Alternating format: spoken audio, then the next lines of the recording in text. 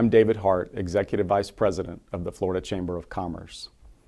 Welcome to another edition of the Florida Chamber's Bottom Line.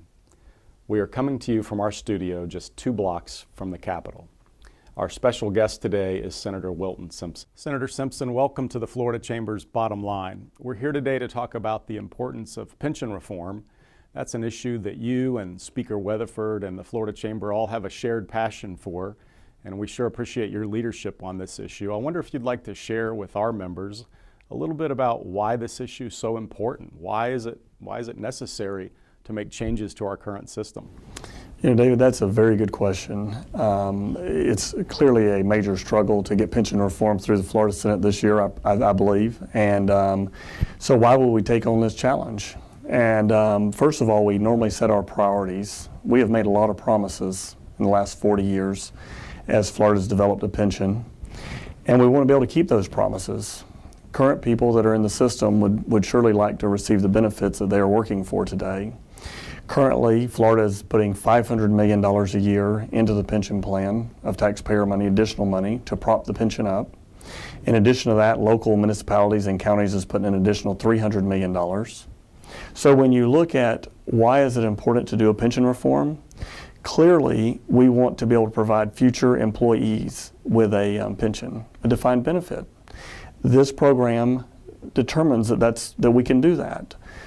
We also want to be able to live up to our current obligations. And it's also very important, if you are in the system today, you're working, you're 10 years in the system, 15, 20, 30 years in the system, going to retire shortly, and you want all of your pension for the duration of your life, it's in your best interest to be for this pension reform. I want to shift gears a little bit to this year's actual plan. Last year, the House had a plan that would have basically grandfathered all existing employees and protected those promises we made to them, and it would have shifted all new employees that come into the system into a 401k style defined contribution plan like most of us in the private sector know. Your plan this year is a bit of a new hybrid called a cash balance. Can you describe in a little bit of detail what a cash balance plan would do?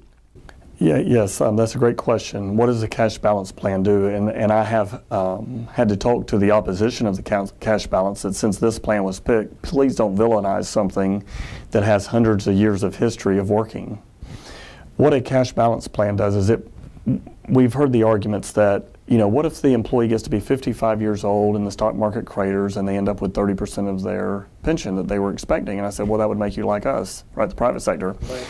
But let's get beyond that for a second. What does a cash balance plan do? First of all, we set a floor of 2% return, guaranteed. So no matter what happens to the stock market, no matter it goes down 10%, 20%, 4 or 5 years in a row, just as we just did through the Great Recession, several years we had major downturns, we are guaranteeing a 2% rate of return.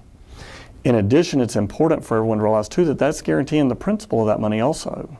So as you guarantee a 2% rate of return, you are guaranteed that no matter what happens in the markets, you're going to be guaranteed your 2%. That is significantly different than a 401k style plan in that it will go up and down based on your investment portfolio. And depending on how conservative or aggressive you are, those changes would make. So under a cash balance plan, we're offering a guarantee of 2%, but then everything that the plan returns above 2%, the employee would get 75% of that, and the employer would get 25% of that. That 25% would go to offset the bad years and go to offset the cost of the plan. So this is a real defined benefit that is substantial relative to the private industry. This is those things that sheriff's offices and firefighters and teachers have come to us and said, we want a defined benefit program. This is that program.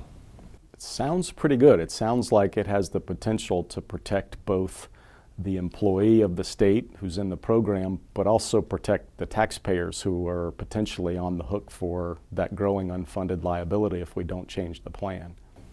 You know, that is exactly right. When you look at how do we strike a balance between paying the current people's plans that are the current promises we've made, how do we pay them? We see a path that's unsustainable. So we have to deal with that from an unfunded liability. in comes the $500 million a year. How do we not grow that so that we can, in the future, so that we can continue to sustain a defined benefit cash balance plan for future employees only? The key to this is if you are a current employee and you are fighting to keep the current set of benefits for all time, you're only risking your own benefits. Because when the plan goes, when the plan stumbles and it becomes $30 billion unfunded liability, $35 billion, at some point the downgrade will start coming. At some point the levels of funding will start going away, and then there will be draconian cuts to the pension plan. Sure. Senator, I want to close us out with one final question, which is, we hope this is the year that we will be successful in helping you get this done. It's a critical item on our agenda, and we know it's one that you have a lot of passion for. What can our members do in our local chambers to help the cause? David, this is a very important issue. This should be a bipartisan issue, by the way. This is not partisan. This is about doing what's right for the taxpayer, what's right for the state of Florida, and what's right for those future receivers of these defined benefits. What we need to be doing is making a collective effort with our legislators, our House members, our senators, our governor, making sure they're on board, making sure they know the importance of future defined benefits to these groups that will not exist without serious pension reform. You know, the op-ed pieces are good, online is good, social media is to get our points out there, and to support your local chambers. You know, the Florida Chamber has been, in this from the beginning with us. I've been in the Senate, this is my second year now.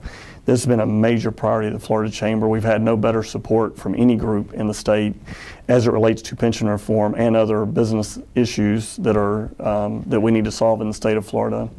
I'm looking forward to working with the Chamber, looking forward to working with all colleagues in the Senate and the House to see if we can get pension reform done this year. Well, Senator Simpson, thank you very much for joining the Florida Chamber with The Bottom Line. And to you, our viewers, thank you for joining us for another edition of The Bottom Line.